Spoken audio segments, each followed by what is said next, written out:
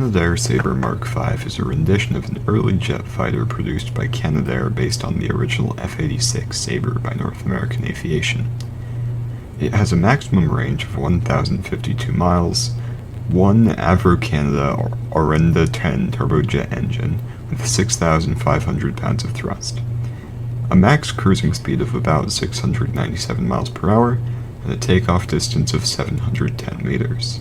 It doesn't have any space for passengers, and has an empty weight of 5,670 kilograms and a takeoff weight of 7,756 kilograms.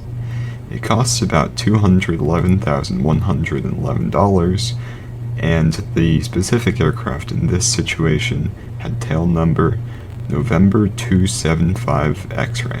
The Sabre's background as an early jet fighter meant that it included 6 M3 Browning 50 caliber machine guns positioned on the nose of the aircraft, and 4 hardpoints spread between the two wings which could carry a variety of weapons for various missions. The Sabre platform had widespread use in its time, with both Canadair and North American Aviation variants seeing use in many countries and conflicts.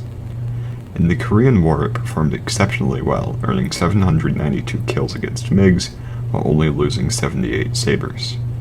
This Sabre in particular was withdrawn from service in 1961 and placed in long-term storage. It was sold as surplus in the United States in 1971 and was bought by Spectrum Air Incorporated of Novato, California. It was registered on November 2nd, 1971 and had a clean service record until September 24th, 1972. When it overran the runway and crashed through several vehicles and struck Farrell's ice cream parlor at 150 miles per hour.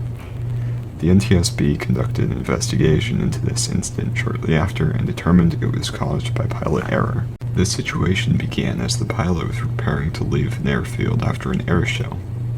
He had pre-flighted and started the aircraft with no issue, then communicated to the air traffic controller his plans for departure.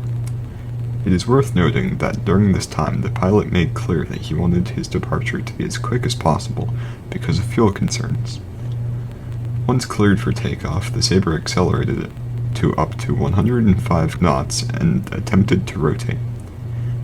The aircraft lifted off the ground with no incident, then leveled off and kept a stable attitude to gain speed for the climb-out portion of takeoff. Then, before the pilot raised the landing gear, he felt the aircraft start to vibrate, which startled him.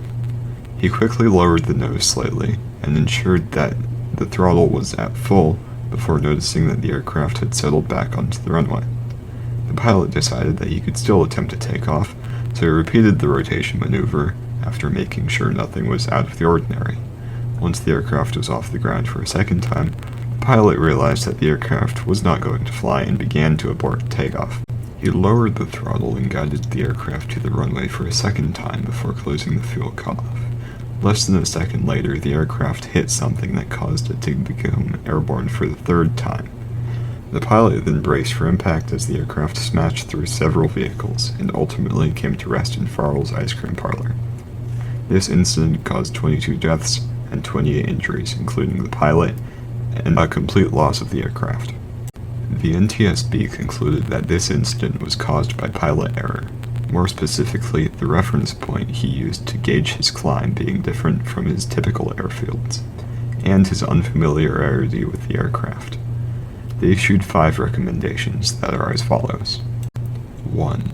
Limit the issuance of experimental certificates to those aircraft and operators that are truly experimental in nature. 2. Establish pilot experience, transition, and proficiency standards applicable to the operation of all high-performance surplus military aircraft. 3.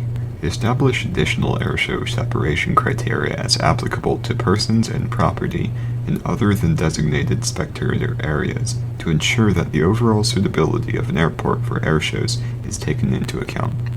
4.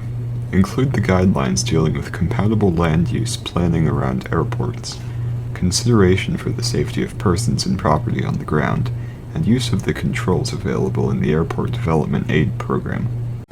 And 5. Establish guidelines that will assist airport managers in setting limitations on the utilization of runways where existing environmental encroachment and runway length combined to create a high risk level for certain aircraft operations.